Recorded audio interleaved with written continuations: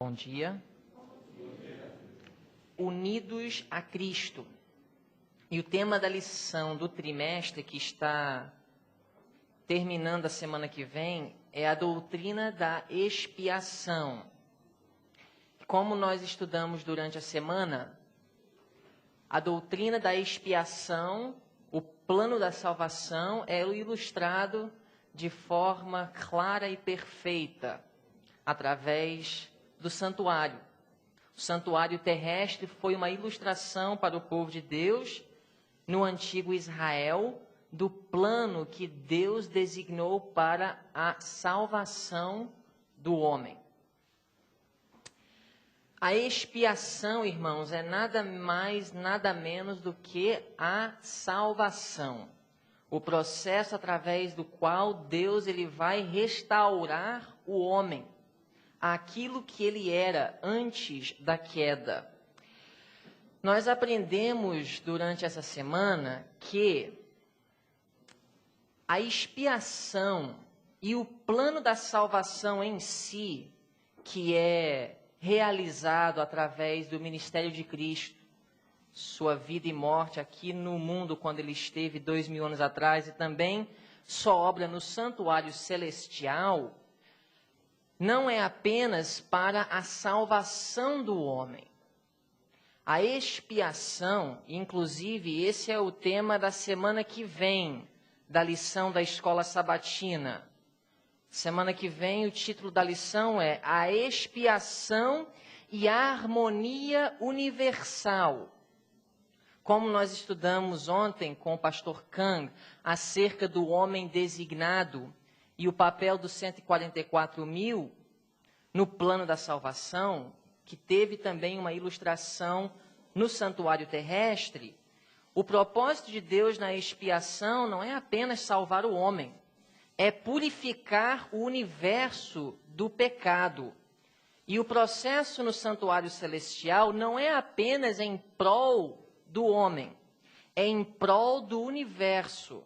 Porque o pecado não somente afetou este mundo, embora esse mundo foi o que sofreu mais, mas todo o universo, todos os anjos não caídos, todos os seres criados por Deus que não caíram, foram de uma forma ou outra, direta ou indiretamente, afetado pelo pecado. Então a expiação, irmãos, apesar de ter se iniciado na cruz, jamais poderia ter sido completado na cruz, porque o pecado continua tendo uma presença viva no universo, através desse planeta. Inclusive, a expiação, na realidade, nem termina quando a porta da graça fecha. Ainda haverá um processo para o universo estar purificado do pecado. Apesar de que é um processo crítico, o juízo investigativo e o ministério de Cristo no santuário celestial, no lugar santíssimo agora. Mas nós precisamos analisar a doutrina da expiação à luz do grande conflito cósmico no universo entre o bem e o mal. A palavra expiação, eu gosto muito dessa palavra no inglês. No inglês, o dia da expiação é o Day of Atonement. Dia de Atonement. E essa palavra atonement, que é traduzida para o português expiação, ela é uma palavra cheia de significado no inglês. Não é como no português, expiação, que é uma palavra que não tem, talvez, tantos outros significados. A palavra expiação no inglês, que é atonement, tem 3 palavras em uma só.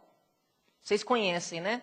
Tem algumas palavras no português que é uma palavra, mas ela tem 2 dentro dela e as 2 palavras compõem um termo só. Os irmãos compreendem o que eu estou dizendo, certo? A palavra atonement, expiação no inglês, são 3 palavras em uma. At, one São 3 palavras. E essas 3 palavras têm um significado muito profundo. Quando você coloca as 3 juntas. Significa um processo através do qual 2 coisas são unidas. At one ment. A palavra one significando um. Processo de trazer 2 coisas em um.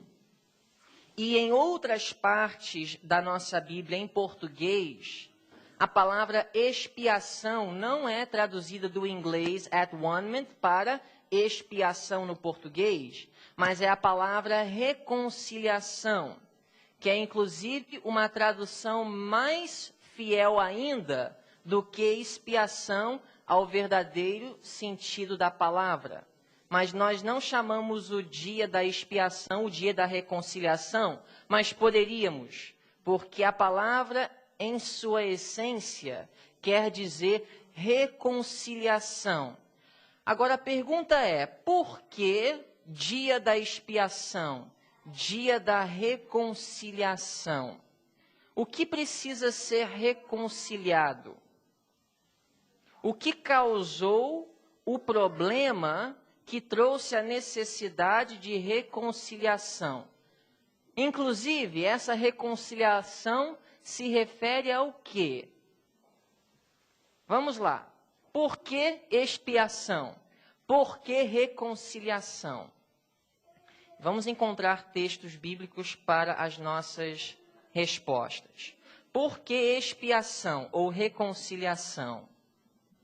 O que causou a necessidade de uma reconciliação? Para haver uma reconciliação, primeiro precisa haver o quê, irmãos? Separação, correto. E o que causou a separação? E quem foi separado um do outro? Ok, o pecado causou a separação. Vamos abrir no livro de Isaías, capítulo 59. Isaías 59, verso 2. Diz: mas as vossas iniquidades fazem o quê?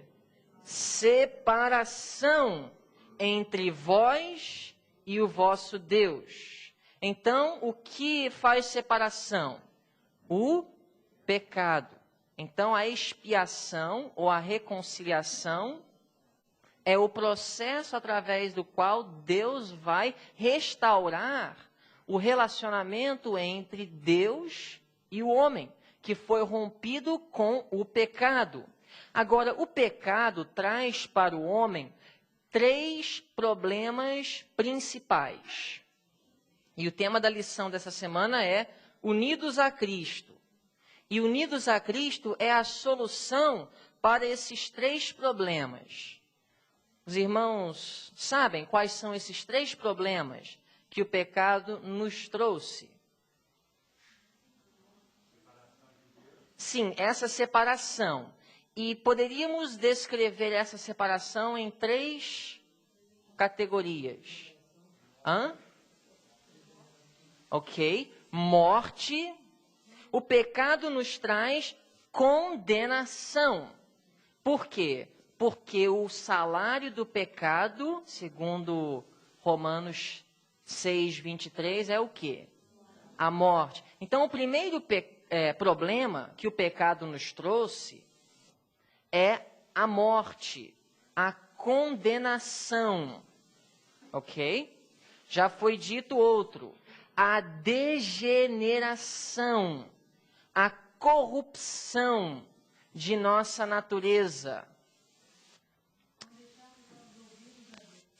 Sim, isso nos separa de Deus, o pecado nos coloca distante de Deus, que faz parte da degeneração. A nossa natureza, ela não está inclinada a fazer a vontade de Deus. Depois que o homem pecou, ele ficou numa situação em que, sem uma ajuda de um poder externo, ele jamais poderia render uma obediência aceitável a Deus. Ele jamais poderia se submeter por sua própria vontade a Deus. Que mais? Sim, isso é a condenação. O pecado também além de condenar e além de corromper as nossas inclinações e motivações, nós também temos corpos que estão sujeitos à morte. E eu não estou falando apenas da morte eterna, que eu já falei no primeiro problema, que é a condenação, que é a destruição eterna do homem, mas também o nosso problema atual: cabelos brancos, falta de vista, falta de capacidade de ouvir direito. Com o tempo, o nosso corpo ele vai se degradando, ele vai se corrompendo.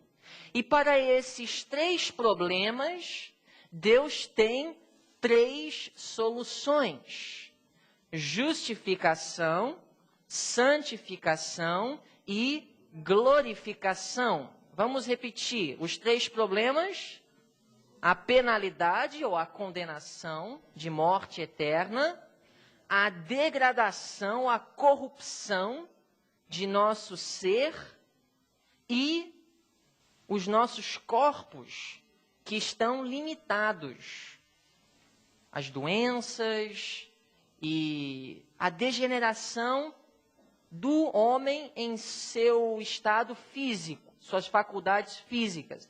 E para essas 3 questões, esses 3 problemas, nós temos 3 soluções.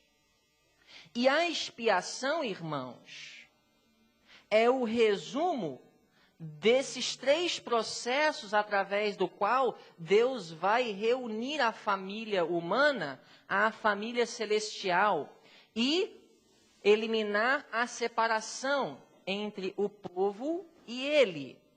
Agora, no santuário nós temos 3 compartimentos: o pátio, aí nós temos o lugar santo e o lugar santíssimo.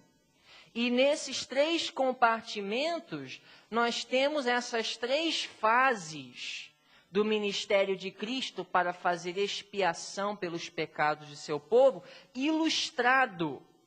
O lugar santo e o lugar santíssimo era a estrutura em si do tabernáculo, mas o pátio era o início da fase que ilustrava a expiação. E no pátio acontecia o quê?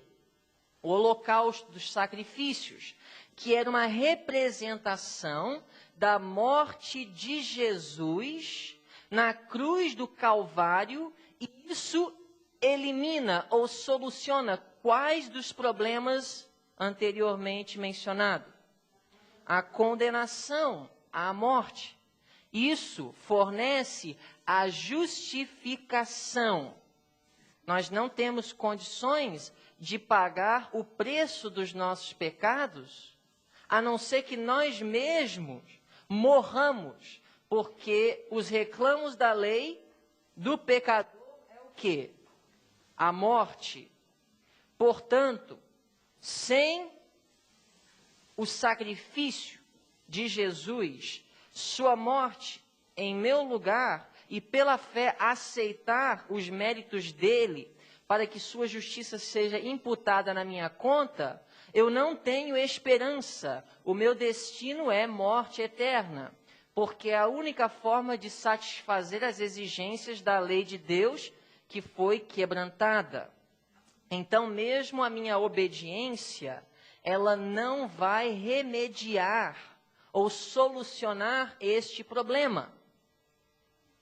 Portanto, eu preciso do perdão, que é encontrado no pátio. Jesus, quando ele viveu aqui na terra, 2000 anos atrás, e quando ele viveu uma vida perfeita, e ele morreu o sacrifício perfeito em prol do homem, ele cumpriu a fase ilustrada no santuário terrestre pelo pátio. Existe um pátio no céu? No santuário celestial existe um pátio? O que os irmãos acham? Não. O pátio era uma representação da terra. E o ministério de Cristo aqui.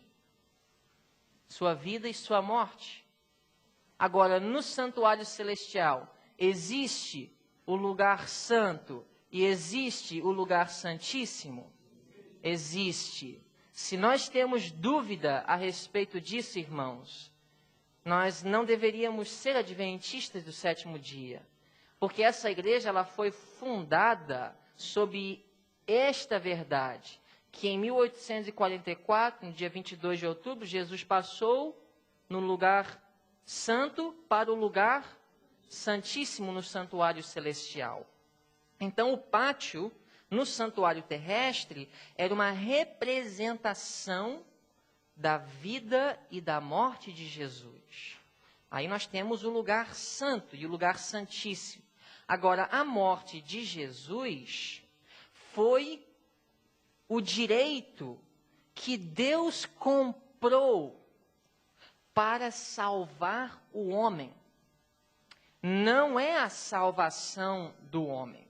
Inclusive, na parte de sábado, eu diria para os irmãos, quem tem suas lições, para fazer apenas uma adição de uma frase no primeiro parágrafo, o único parágrafo do sábado. A primeira sentença que diz o sacrifício de Cristo, quantos têm a lição? Os irmãos estão acompanhando? O sacrifício de Cristo, os irmãos encontraram? O sacrifício de Cristo provê quanto? Tudo que precisamos para a salvação. Eu concordo com uma adição. O sacrifício de Cristo e sua intercessão no santuário celestial provê tudo o que precisamos para a salvação. Ou o sacrifício de Cristo provê quase tudo que precisamos para a salvação. Porque a salvação, irmãos, depende inteiramente de sua obra intercessória no lugar santíssimo. Agora, poderia estar correto se dissesse o perdão, aí sim, o sacrifício de Cristo provê tudo o que precisamos para o perdão. Os irmãos entenderam a diferença que eu coloquei? Ficou alguma dúvida? Eu posso repetir. Salvação não é perdão, perdão não é salvação. O sacrifício de Cristo na cruz do Calvário provê tudo o que precisamos para o perdão. A salvação depende de mais do que o que Cristo fez na cruz do Calvário. A salvação depende de o seu trabalho de morrer como substituto na cruz do Calvário pelo homem, depende de sua ressurreição, sua obra no lugar santo e também sua obra no lugar santíssimo. Isso é ilustrado no santuário terrestre. Quando é que a expiação era feita? No ano dos judeus. Era feita diariamente, quando o cordeiro vinha e era degolado no altar? Não, era feito no dia da expiação. Que tem seu cumprimento quando? A partir do dia 22 de outubro de 1844, no lugar santíssimo. Então, o sacrifício de Cristo provê tudo o que precisamos para o perdão. Agora, sem a sua ressurreição, sua morte não iria salvar ninguém. Sem ele ressuscitar, subir aos céus e interceder pela raça humana, o seu sacrifício não seria o suficiente para salvar o homem. Os irmãos compreenderam isso? Por isso a Bíblia fala no livro de Romanos, vamos abrir em Romanos, vamos ver apenas alguns textos. Romanos capítulo 5, verso 10. Diz assim, e esse é um texto, irmãos, que é muito usado para defender a ideia de que a expiação foi feita na cruz. Nós sabemos que, como adventistas do sétimo dia, é impossível nós podermos conciliar a ideia de que a expiação foi feita na cruz e 1844. Ou foi feita na cruz, ou está sendo feita agora por Jesus no lugar santíssimo do santuário celestial. Mas veja o que diz aqui. Vamos no verso 9, primeiro, Romanos 5, 9. Logo, muito mais agora, tendo sido justificados pelo seu sangue. O que nos garante a justificação? De acordo com esse versículo. Seu sangue. Sua morte na cruz é o que provê tudo o que precisamos para a justificação. Agora, no verso 9, a última parte diz, seremos por ele salvos da ira. Verso 10. Porque se nós, sendo inimigos, fomos reconciliados com Deus pela morte de seu Filho, agora, baseado no contexto do verso 9, essa reconciliação com Deus pela morte de seu Filho está se referindo a que fase da salvação? Justificação. Não é isso que ele falou no verso 9? Então, nós não podemos dizer, está vendo aqui, a expiação foi feita na cruz, com a morte do Filho de Deus, porque o contexto está falando da justificação, que é um dos 3 passos no processo através do qual Deus salva o homem. Então, se nós, sendo inimigos, fomos reconciliados com Deus pela morte de seu Filho, muito mais, olha o resto do texto, muito mais, tendo sido já reconciliados, em outras palavras, tendo agora a oportunidade de sermos justificados com Deus, seremos salvos pelo quê? Pela sua vida. O que Paulo quis dizer? Seremos salvos pela sua vida. Paulo estava dizendo, sem a ressurreição, sem ele viver hoje e interceder por nós, a salvação não existe. Seremos salvos pela sua vida. Também no livro de 1 de Coríntios, capítulo 15, ele diz a mesma coisa. 1 de Coríntios, capítulo 15. Vamos para 1 de Coríntios, capítulo 15, 13, 14 e 17. E, se não há ressurreição de mortos, também Cristo não ressuscitou. Ou seja, se é impossível pessoas ressuscitarem, se Jesus foi um homem, ele também não ressuscitou. Aí olha o raciocínio de Paulo no verso 14. E se Cristo não ressuscitou, logo é vã a nossa pregação, e também é vã a vossa fé. Verso 16. Porque se os mortos não ressuscitam, também Cristo não ressuscitou. Verso 17. E se Cristo não ressuscitou, é vã a vossa fé e ainda permaneceis em quê? Nos vossos pecados. Irmãos, a morte de Jesus foi o primeiro passo em um processo através do qual a expiação é feita. Não é a expiação.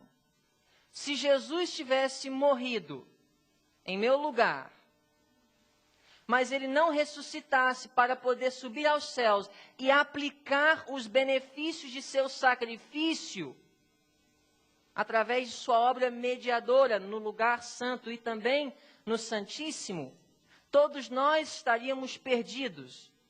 Moisés, Enoque, Elias foram para o céu pela fé naquilo que Jesus faria.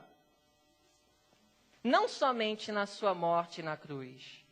Aqueles que ressuscitaram com Jesus naquele domingo, também subiram para o céu, mas ainda era necessário algo acontecer.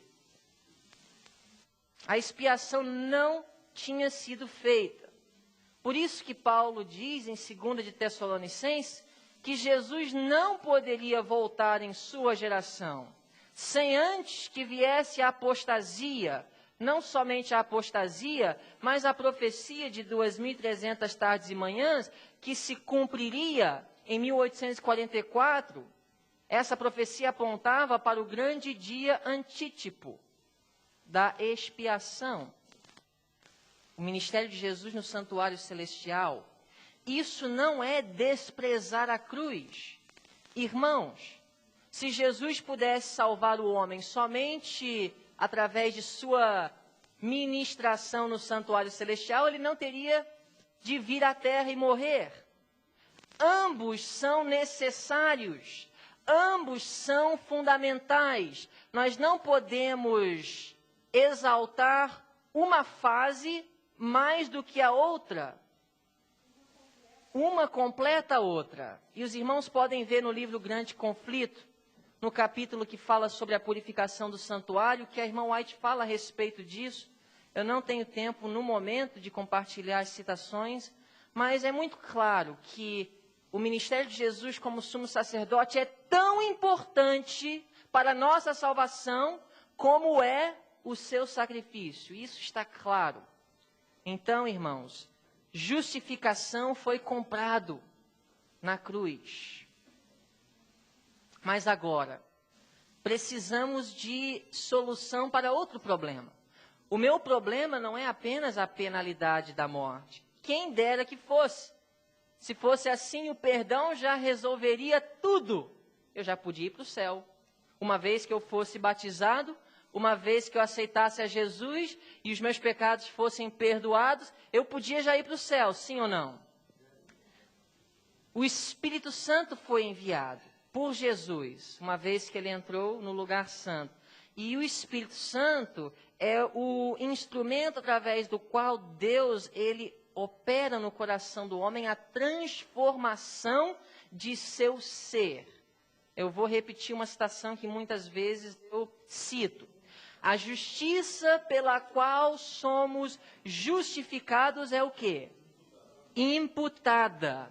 A justiça pela qual somos santificados é comunicada. Mas como ela é comunicada? Na parte de quinta fala o Espírito. Até faz a pergunta, união com o Espírito é união com Cristo? Ou o que é a relação entre estar em Cristo e estar no Espírito? Jesus, quando ele ressuscitou com o corpo humano glorificado. Ele perdeu sua capacidade de onipresença.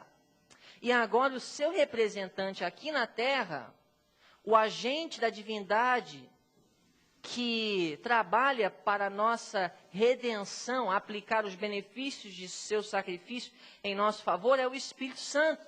Quando a Bíblia fala que Jesus bate na porta do nosso coração, isso é uma representação do Espírito Santo que desperta as nossas consciências e nos convence do pecado, da justiça e do juízo. Quando a Bíblia fala, Paulo dizendo em Gálatas 2:20, já não vivo eu, mas Cristo vive em mim, ele está falando do Espírito Santo, a terceira pessoa da divindade, que vive no homem, opera no homem, tanto o querer como também o efetuar de sua boa vontade. Então, o Espírito Santo é um agente muito importante no plano da salvação. Poderíamos, inclusive, dizer que o Pai elaborou o plano da salvação. Jesus, ele executou o plano da salvação. E o Espírito Santo é aquele da divindade que torna o plano da salvação real em nossas experiências. Ele nos ajuda a experimentar o plano da salvação. Todos os três trabalham unidos e juntamente para a nossa redenção, para a expiação dos pecados pecados. Então, estamos vivendo na fase de santificação. Já aceitamos a Jesus, recebemos perdão pelos pecados dantes cometidos. A Bíblia fala: filhinhos, essas coisas vos escrevo para que não pequeis. E se pecar, temos um advogado com o Pai, Jesus Cristo, o justo. Agora, o trabalho que Deus quer fazer em nossa vida é o que o resto daquele texto do Espírito de Profecia fala. O primeiro, a justificação, é o nosso título para o céu, é o nosso direito. Que direito você tem de ir para o céu? Você pecou, destituído, você está da glória de Deus e o salário do pecado é a morte. Você não tem direito. Cristo comprou o direito de você ser salvo na cruz. Mas o segundo, que é a santificação, a justiça de Cristo comunicada, é a nossa adaptação para o céu. Agora, a próxima pergunta.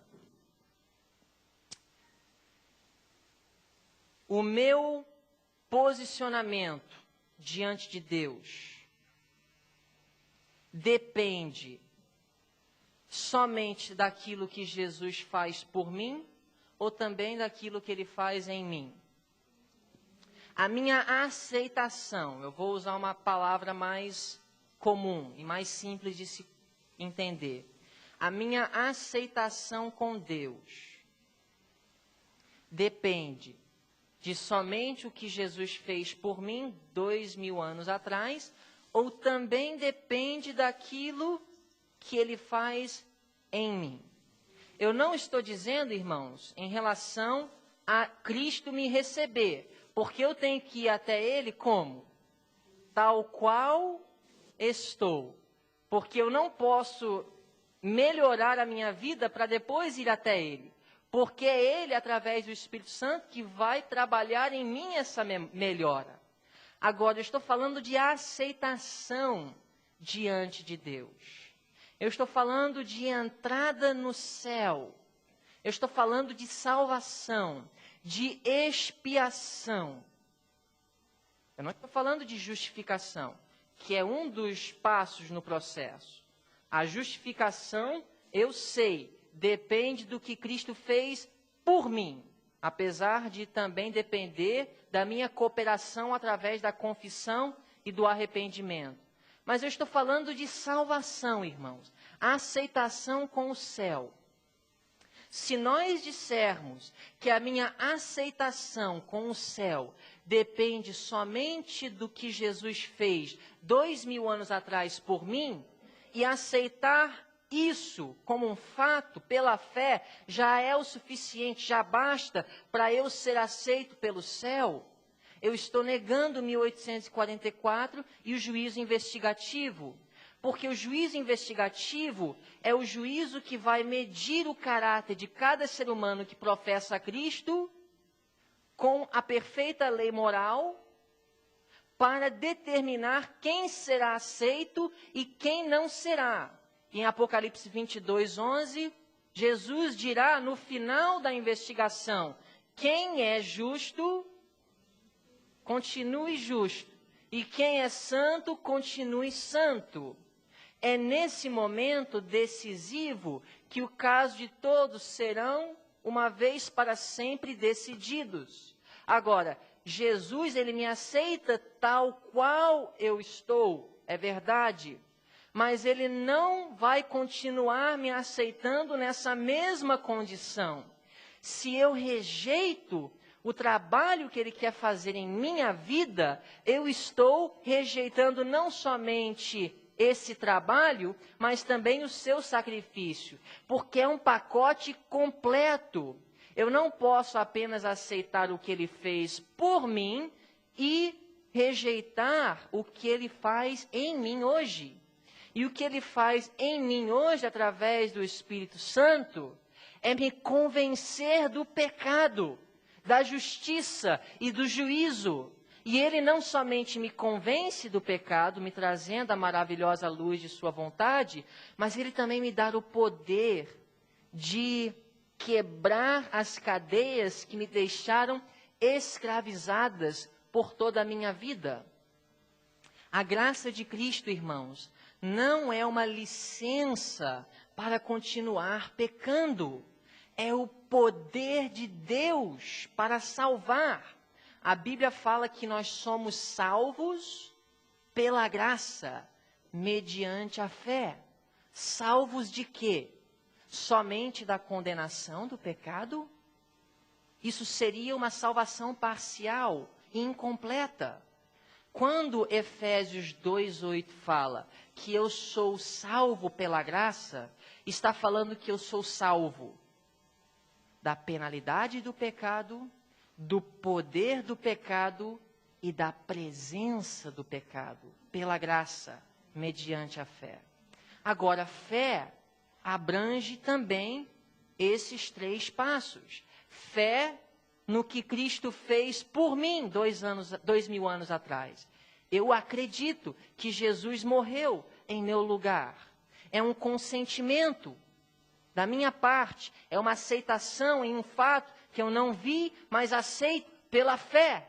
E ao aceitar pela fé, Ele me perdoa e cobre os meus pecados e registra no santuário celestial. Mas fé não somente em consentir que Jesus fez algo por mim 2000 anos atrás, mas fé em acreditar que hoje, através do Espírito Santo, Ele pode trabalhar em mim para me libertar do poder do pecado. Isso também é fé. Isso também é graça. Graça não é apenas a aceitação de Deus sem mérito da nossa parte. Graça também é poder para obedecer. E não só isso. Fé também é acreditar em algo que hoje nós não vemos. Que um dia Deus vai recriar os mundos. Deus vai transformar esse corpo que hoje está morrendo. Ele está caído.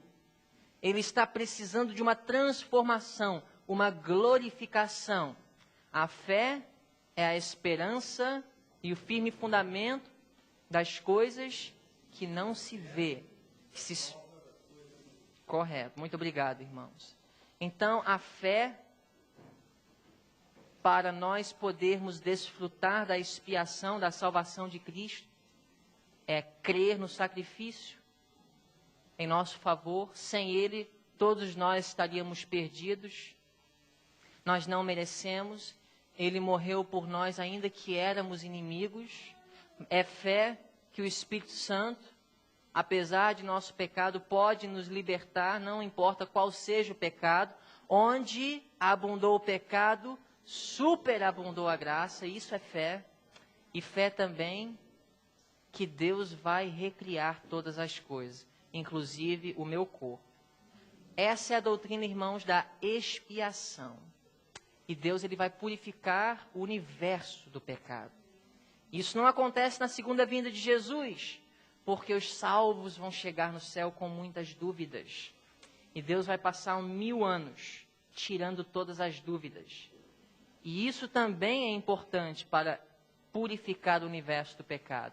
Senão essas sementes de dúvidas poderiam brotar ainda no decorrer dos séculos durante a eternidade. Deus ele vai eliminar toda a capacidade, todo o potencial para que o pecado não venha surgir 2 vezes. E mesmo assim ele não vai tirar o nosso livre-arbítrio. Isso é uma coisa maravilhosa. Nós vamos ainda ter o livre-arbítrio, mas não vamos pecar por causa da expiação feita por Cristo no processo da salvação. Que Deus